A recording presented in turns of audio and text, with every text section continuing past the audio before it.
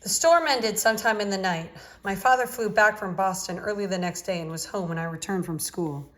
The following morning, we heard over the radio that 9 doctors, 6 of them Jews, had been arrested by Soviet police on a charge of plotting to murder leaders of the Russian army and navy. The blood drained from my father's face. Ribono shel halom, I heard him say. What do you want from us? My mother had been standing near the stove. She sat down slowly. Her face was pale. The news broadcast continued. The doctors had been accused by Moscow of being connected with the international Jewish bourgeois nationalist organization called the Joint Distribution Committee, which had been set up, according to Moscow, by the American Intelligence Service. A Soviet news broadcast had announced that the doctors had confessed to trying to kill top Soviet leaders by harmful medical treatment and bad diagnosis. They were being accused of having killed Comrade A. Zundov, a leading member of the Politburo, by deliberately misdiagnosing his myocardial infarction. There was a brief pause. The announcer began a commercial. My father turned off the radio. He's going to use this, my father said in a frightened voice to my mother. He will start a bloodbath. The phone rang. He went quickly from the kitchen. My mother and I sat at the table in silence. My father came back into the kitchen. I have a meeting with the Reb and Rav Mendov Dorochov. My mother sighed and nodded slowly. Eat something first, she said. Later. Arya, have some orange juice. He said the appropriate blessing and drank a small glass of orange juice. Then he put on his jacket and coat and hat and left the apartment. Will Papa go away again today? I asked my mother. There will probably be meetings all day today. She looked at me. Let's try not to be frightened, Asher. Remember, we said we would try? After a moment, she said, I think your father will be going away more often now. She said it resigningly, and with darkness in her eyes. Later that morning, I came into the school building and walked along the corridor to my classroom. Most of the students were already there. Some were settled at their desks. Others were running noisily around the room. I took off my coat and scarf and galoshes and went to my desk. The boy in the desk next to mine looked up from the book he was reading. He was short and chubby and wore thick glasses. I did not like him. How much is 9 times 22? He asked. I don't know. How much is 9 times 12? I don't know. You'll fail the arithmetic test. I had forgotten about the test. I don't care. I wish my father was on Reb's staff. I could fail and get away with it also. I wish it too, I said. We did not have the arithmetic test that day. A special assembly was called. There were over 300 boys in our school. We all filed into the auditorium. The Masfia, Rav Yosef Cutler, climbed onto the stage and spoke softly in Yiddish into the microphone. Dear children, today the enemies of Jewish people have again shown us how much they hate us and our Torah. The Russian bear has cast 6 of our people into the pit. Our tears and our prayers go out to our brothers, the children of Israel, in the moment of darkness. For hundreds of years, Jews have suffered from the murderous hatred of the Russians, first under the Tsars and now under the Bolsheviks. The Russian government is different, but the Russian hatred of the Jews is the same. This morning, the Rebbe asked me to ask all our dear students to plead with Master of the Universe to spare the lives of the Jewish doctors and return them safely to their families, and to pray for the redemption of all of our oppressed people everywhere. We all stood at the Masfia, chanted a Hebrew prayer, then we all answered Amen and filed silently back to our classrooms. I came out of the school building in the early darkness of the winter day, and instead of turning around home, I went the opposite direction to Kingston Avenue. I walked quickly along Kingston Avenue and went past my Uncle Yitzkov's jewelry store and watch repair store and came into the stationery store where Yudel Krinsky worked. I saw him standing on the ladder behind the counter, reaching for pads of paper. There were 2 women ahead of me. I waited. Looking around, I noticed that a new glass display case had been placed to the right of the door. The case was small and had 3 shelves filled with art supplies: pencils, crayons, watercolors, brushes. There were boxes with names I did not understand, like Conte crayons, Rembrandt pastels, Gombacher zinc white. Next to this display case was a tall metal cabinet with an open slanting top divided into sections of metal strips. The sections were stocked with tubes of oil colors. "The son of Reb Aryeh Lev," I heard Rudolf Yodel-Krinsky say in Yiddish in his hoarse voice. "How can I help you?" He wore a white frock over his shirt and trousers. He had on his casket. He looked relaxed and cheerful. "I need a notebook," I said in Yiddish. "A Hebrew notebook or a Goyish notebook?" "A Hebrew notebook." "Here's a Hebrew notebook for the son of Reb Aryeh Lev. I also need a pencil." "A dark pencil or a light pencil?" "A dark pencil." "Here is a dark pencil for the son of Reb Aryeh Lev. How is your father?" "He is doing well, thank you. He is at meetings all day about the doctors." "The doctors?" "The Jewish doctors in Russia." "Ah," he said. His face darkened. "Yes, the Cossacks came out again." "Will they send the doctors to Serbia?"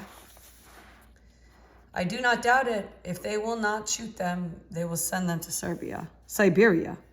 Is Siberia very cold?" He looked at me closely, his eyes clouding. "Siberia is the home of the angel of death. It is the place where the angel of death feeds and grows fat." "No one should know of it, Asher.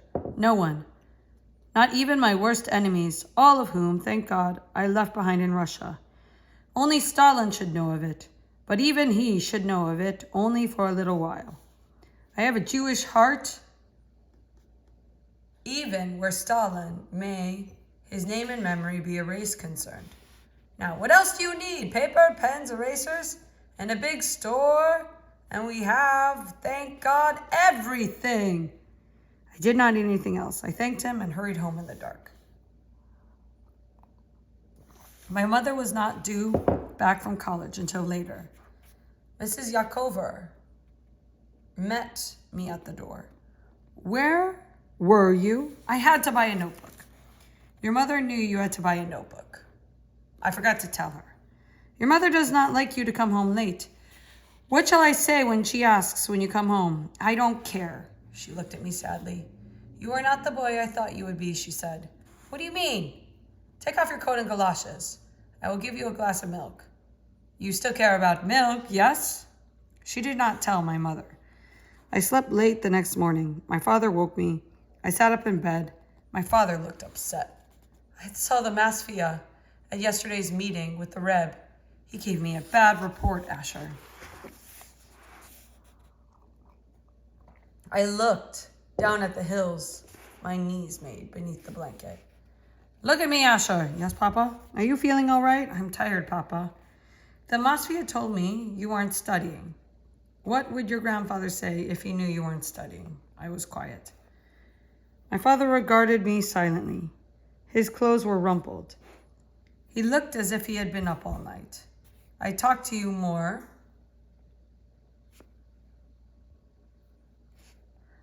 more about this another time," he said. "I'm disturbed by what the Masfia told me." I lay back on my pillow and covered my eyes with my hand. "Asher, today is a school day," I heard my father say. "I'm tired, Papa." "Are you sick?" "I don't know." I felt his hand on my forehead. His fingers were dry and cool. "You have no fever." "I'm very tired, Papa." "Are you sick?" "I don't know." "You have no fever." "I'm very tired." "I want you to get up and get dressed and go to school." The phone rang. "I want you to get up now, Asher." "Aria," my mother called. My father went from the room. Now I thought, now, but I'm tired, and I don't care. But what difference does it make? Oh, I'm tired. Why am I so tired? Maybe I'm sick. Maybe I should have asked Mama to take me to the doctor. Mama wouldn't take me to the doctor. Mama has no time. She'll ask Mrs. Rookover to take me to the doctor. Then I thought of the Jewish doctors in Russia. Then I thought of Siberia. Then I thought of Yudel Krinsky. I sat up on the edge of my bed and began to get dressed. I heard my father go through the hallway and out of the apartment. I dressed quickly. Later that day, I came out onto the street after school and walked along Brooklyn Parkway and Kingston Avenue to the stationery store. Yudel Krinsky was behind the counter stacking reams of paper on the shelf. Shalom Achleitem, to the son of Reb Aryeh Lev, he said. I need another notebook, I said. Yes, what kind of notebook? A Hebrew notebook. And a pencil? You need a pencil? No, thank you. The store smelled of paper and pencils and crayons. It was a warm smell. I liked being inside of that store. Yudel Krinsky looked across the counter and smiled at me. What else can I do for the son of Reb Aryeh Lev? Did Stalin send many people to Siberia? He blinked. Then he said nothing. Ah, I understand. Did he? Many millions. Did he kill many people? Tens of millions. Did the world do anything? Exactly what it did when Hitler killed the Jews. What? Absolutely nothing. I do not understand. What do you not understand? Why the world kept silent? I also do not understand. We looked at each other across the counter. I have to go home, I said.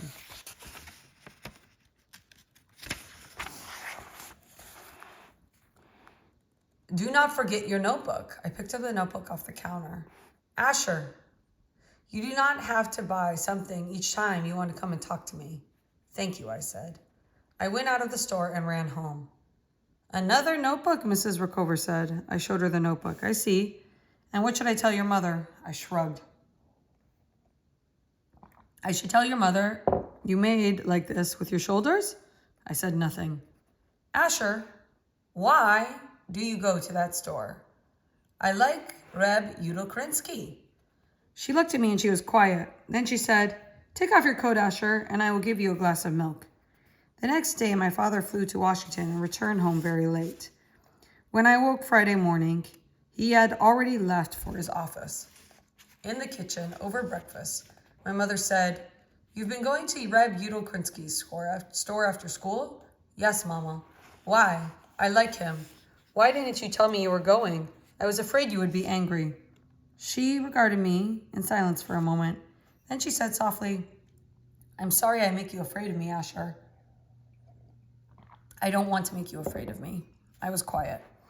After a long moment, she said, Asher, you understand your father is very busy now because of what happened in Russia. Yes, but I wasn't really certain I understood. You understand the Russians are hurting the Jews? Yes, Mama. You understand your father is trying to help those Jews? Yes, Mama. We think there will be a great persecution of Jews in Russia now. Your father is talking about that with important people in the American government. I was quiet. Asher, I don't like your father to be away from home so much, but your father is going to do what the Reb asks. Would you want your father to say no to the Reb? No, Mama. Asher, do you understand I have to finish my work in school? I hesitated, not knowing how to respond. You don't understand. I was quiet. No, my mother said. Of course you don't understand. She was silent a long time. Then she said, all right, Asher, you may go to Reb Yudel Krinsky's store. Thank you, Mama. But don't stay too long and come straight home when you leave. Yes, Mama. And don't make a nuisance of yourself. No, Mama. She looked at me and shook her head sadly. Her eyes were dark. Please drink your juice, she said quietly. All the vitamins will go out of it. It was my father's custom to wake very early on Shabbos morning and go to the mikveh, which was a one-story red building on the corner, diagonally across the street from our house. My mother would go every few weeks, but my father went every Friday and Shabbos, and sometimes in the middle of the week. Sorry, that's Shabbat. Friday and Shabbat, and sometimes in the middle of the week. I did not go with him. for it is only necessary to immerse oneself in a ritual bath when one reached puberty. My father went to the mikveh that Shabbat morning. It was a cold, clear January day. He returned to the apartment with his hair still wet, as always. We started to the synagogue together. On the way, I asked him if he would be traveling to Washington again this week. Monday, he said. Will the Russians arrest more Jews, Papa? Who knows what the Russians will do? Mama says you will be traveling a lot now. Yes. Reb Yudo Krinsky and said Stalin killed tens of millions of people. Yes, my father said. Then he looked at me and said quietly, give my good wishes to Reb Yudo Krinsky when you see him again. Yes, Papa.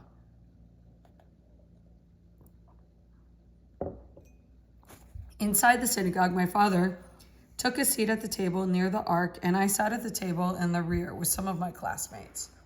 The synagogue was always crowded. It was a large synagogue with paneled walls, chandeliers, tables, and benches, a podium near the center of the floor, and an ark built into the front wall. Off in the corner of the right of the ark, near a narrow floor that led from the synagogue to a small private room, was the cushioned chair of which the Reb usually sat. A talus covering his head so that his face could not be seen. He would come in with his head covered and go out with his head covered. Only an edge of his beard would be visible. Sometimes he came in only for those sections of the service had to be prayed together with the congregation. He prayed without swaying back and forth, no movement of any kind. He came into the synagogue that Shabbat about 20 minutes after the start of the service. He seemed particularly still as he prayed. His face was buried in his talus. He sat in his chair looking like a small white sacred mountain. I watched him. I saw others watching him. About 10 minutes before the end of the service, he rose and left the synagogue through the small door near the ark. I said to my father on the way back to the synagogue, did the Reb pray for the doctors, Papa? I'm sure he did. Will you be traveling to Russia now? If a person was born in Russia and then left, it's dangerous for him to travel there. But will you travel there, Papa? I don't know, Asher. Right now, I think I'll travel into bed. I have a headache now. My father did not attend the Reb's talk that afternoon. Instead, he went to bed with a fever. I saw him lying in his bed, his red beard sticking out of the pale green blanket. Rivka, this is foolishness, he said. A fever is never foolishness, my mother said. It's foolishness I have to be in Washington Monday. The talk about foolishness echoed faintly inside of me, as if I had heard it before, but I could not remember. Asher, please go out, my mother said to me. Out, please. One sick man in the house is enough. I need 2 aspirins, my father said. You need antibiotics, and I'm calling the doctor as soon as Shabbat is over, my mother said. We don't want complications. You have Washington Monday morning, and I have a test Monday afternoon. Asher, out, I said. Please. The doctor came that night, a cheerful young man with a round face and shell-rimmed glasses. My father had slight bronchitis. The doctor prescribed antibiotics, liquids, and bed. When I came into the kitchen the next morning, I found my mother at the table, asleep over her books. She had on the same clothes she had worn the night before. Mama, I said. She did not move. She lay with her head on her arms, almost sprawled on top of the books, breathing softly. I put my head on her shoulder and shook her gently. Yes, I heard her say, her voice muffled by her arms. Yes, Yaakov. I took my hand from my shoulder. Yaakov, I will pass the examination, she said, moving her lips against her arms. She talked in Yiddish. Do not worry yourself, Yaakov. Mama, I said loudly. She came suddenly and sharply awake and sat up straight and stared at me. Her blonde wig was awry. She had worn it when the doctor had come in and had not removed it. Mama, are you all right? She looked down at her books. Then she looked at the kitchen clock. I fell asleep at the table. Her eyes were puffed. The side of her face had rested against her arms were blotched red. I have to see how your father is. She rose unsteadily to her feet and went from the kitchen. A few minutes later, she returned. She had removed the wig, changed her clothes, and washed her face. How is Papa? Oh, your father is grouchy. He asked you to please go down and buy a New York Times. Will you do that? Yes, Mama. Without going by the way of Kingston Avenue? Yes, Mama. And please buy the Yiddish papers too? Yes, Mama. Will Papa be able to go to Washington tomorrow? She looked at me. If the Ribbon Shalom wants your father to go to Washington tomorrow, he'll go to Washington. She spent the day giving my father's medicine, bringing him tea and lemon and honey, studying for her exam, preparing for meals, and answering the telephone. Finally, I volunteered to answer the telephone for her. If it was for my father, I said he was sick and could not come to the phone. If it was for my mother, I said she was studying and had not asked to be disturbed. Surprisingly, everyone I talked to about my mother seemed to understand. No one answered her to come to the phone. She was still at the kitchen table when I went to sleep at night. The next morning, I came to the kitchen and found my mother squeezing orange juice. How is Papa feeling? He left an hour ago. I stared at her. The Ribbon Shalom wanted him to go. She said, sit down and drink your juice. Later, she went with me to my school. Have a good day, Asher. Give Reb Yudel my regards. I hope you have get a very good mark on your test, Mama. Thank you, Asher. I watched her walk away down the parkway carrying her books.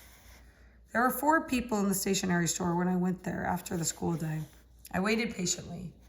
Just as Yudel finished with the last customer, 2 more walked in. Then 3 more came in.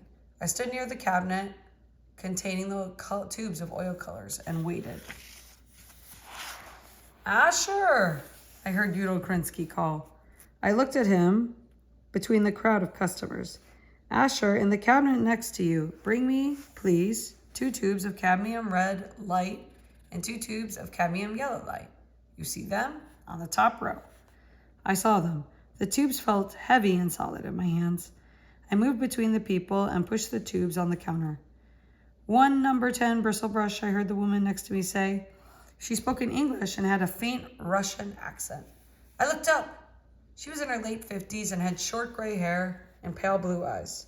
She wore a light brown coat and dark brown galoshes with fur trim. Yudel went in the glass showcase next to the metal cabinet and returned with a long-handled brush. What else? He asked. Rectified turpentine, the woman said. He placed a white and red can on the counter. What else? That's all the woman said. Thank you. A few minutes later, the store was empty. All day long, people, Yudel said. In Russia, we did not use paper the way we used to in America.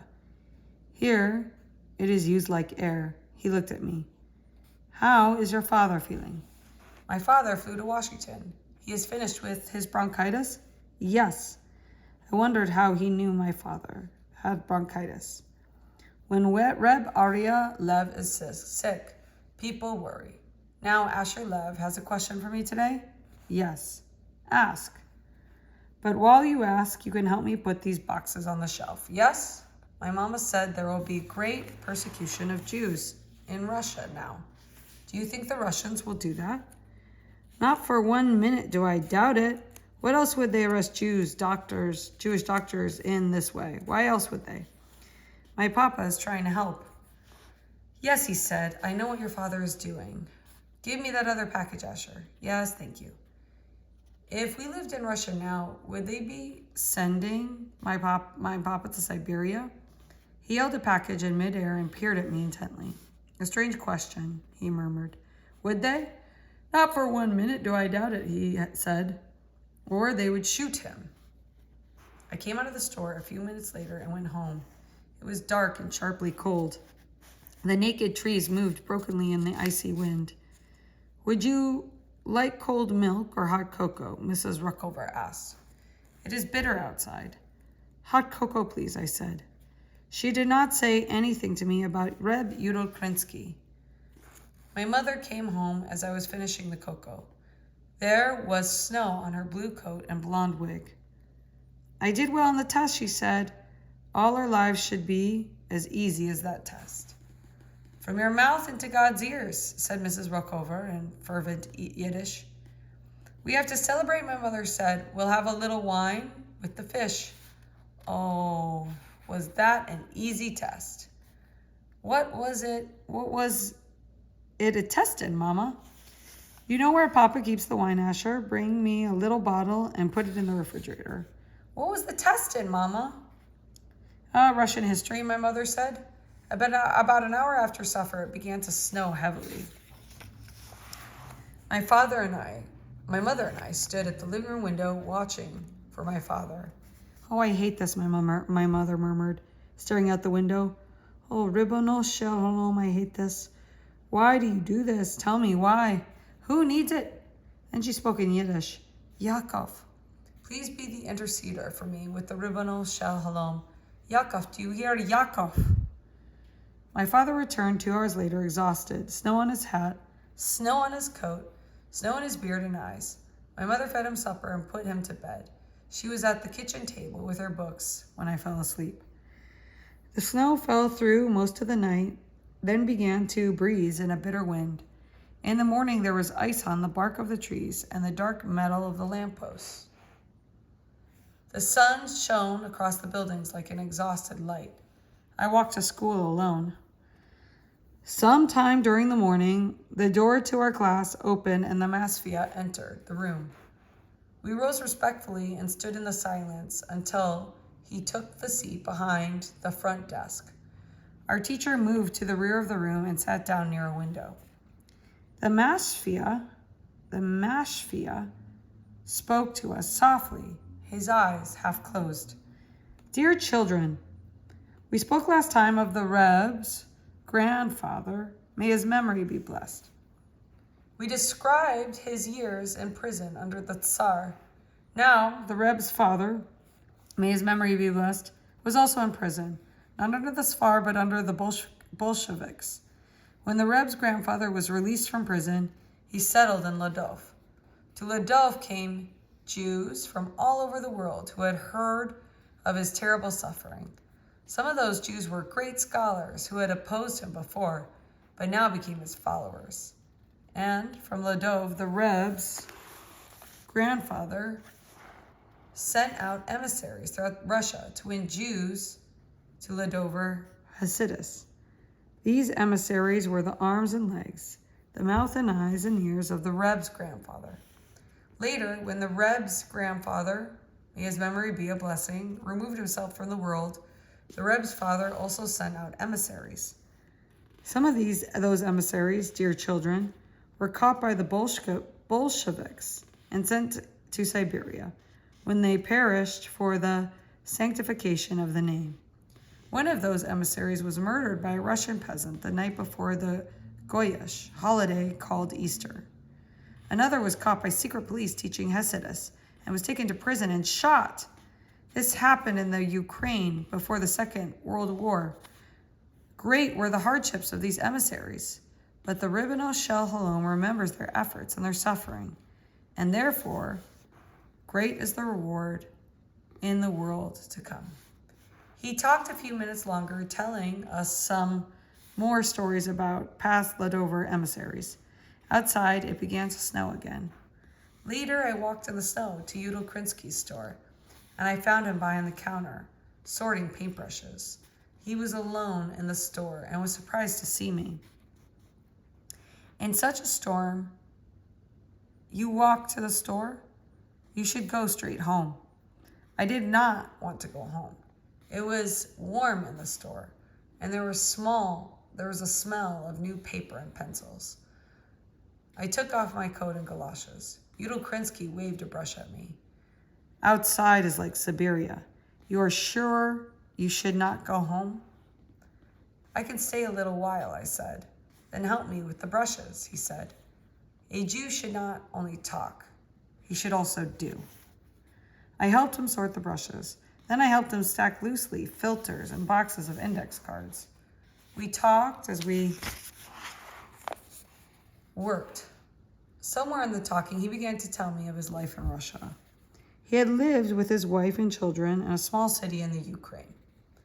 There was another Ladover Hasidism in the city, and they all worked in a hat pin factory that was managed by a man who had grown up in that city. He permitted them not to come in on Shabbat. Then a Russian was sent to take over the factory. This Russian discovered soon enough that the factory was a place of refuge for Jews who observed the Shabbat. He called a meeting for all the workers, Jews and Gentiles, and influenced the Gentiles to vote against having workers missing the factory on Shabbat. The Ladover Jews remained with the factory, but stayed away on Shabbat, when their places were taken by Russians. The management was satisfied with this arrangement, but in the eyes of the secret police, those Jews became enemies of the Soviet state. After a while, 10 of the Jewish workers were arrested and sent to Siberia. Yudel Krinsky was one of the 10. He paused, blinked his large eyes, and scratched his bare, light nose. He glanced around nervously. Then he took a deep breath.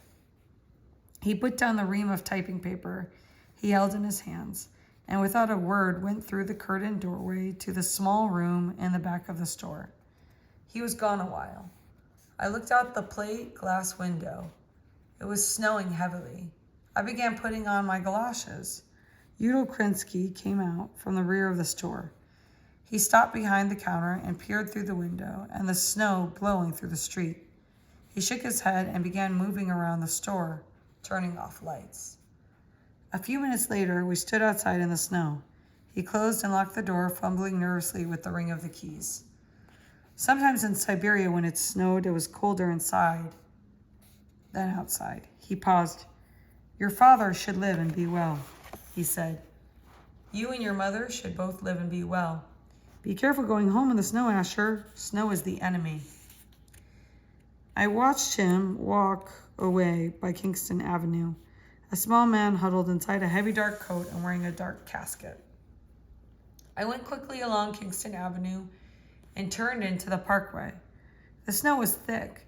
I could feel the icy surface of last night's snow beneath the snow, now on the street. It was slippery and treacherous, and I took a long time getting home. Coming up to the apartment house along the parkway, I raised my eyes and looked through the snow at our living room window.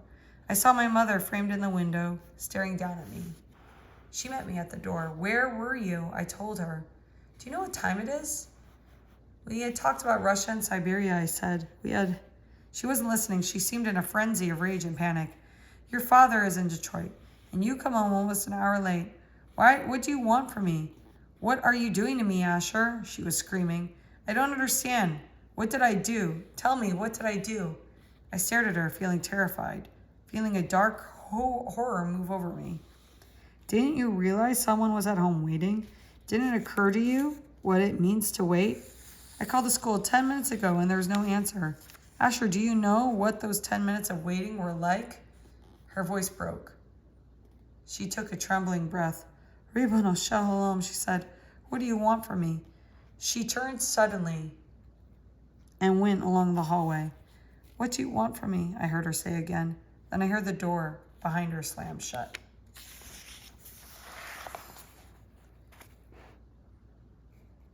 In the sudden, overwhelming silence that filled the apartment, I thought I could hear the sounds of the snow falling through the icy air outside.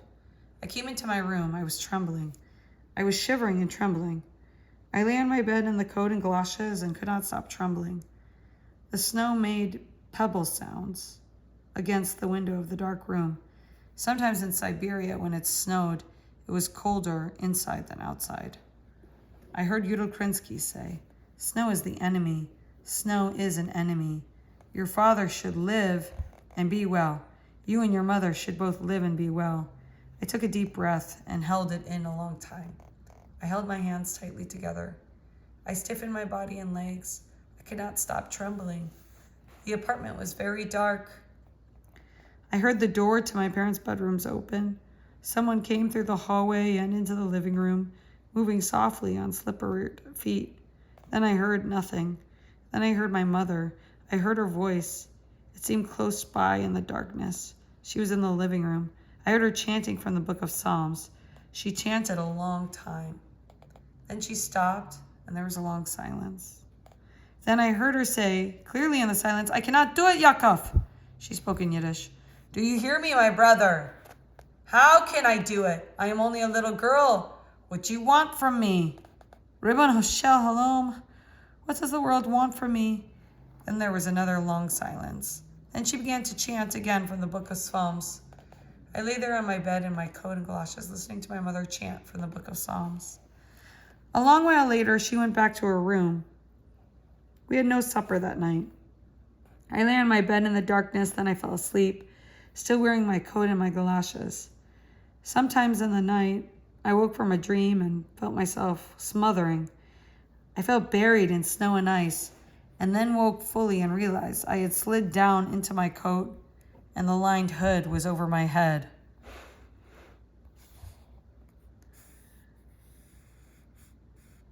I got my pajamas and I went to the bedroom. I heard the snow on the front window. My father was in Detroit in the snow. The snow blew against the window. I went to my room and got into bed. The darkness was alive with the sound of the storm-filled night. I had known of my father's trip and had forgotten it in the warmth of Yudel store. I thought of the brushes I had helped Yudel sort. Then I thought of the metal cabinet filled with tubes of oil color. I did not understand why I should be thinking of that cabinet. Then I fell asleep. My mother said to me the next morning over breakfast, Asher, if you want to continue going to Yudel store, you have to remember to return at a reasonable time. Yes, Mama. And if it snows when you leave school, please come straight home. Yes, Mama. She looked at me soberly. I lost my temper last night. I was quiet. You frightened me, Asher, but I should have not lost my temper. I apologize for what I did, Mama. Yes, you frightened me. I'm trying very hard to get used to it, Asher. I'm really trying. She looked at me through the sheen of tears in her eyes. I wish I hadn't lost my temper. I told myself that the next time it happened, I wouldn't be frightened. But I was a failure.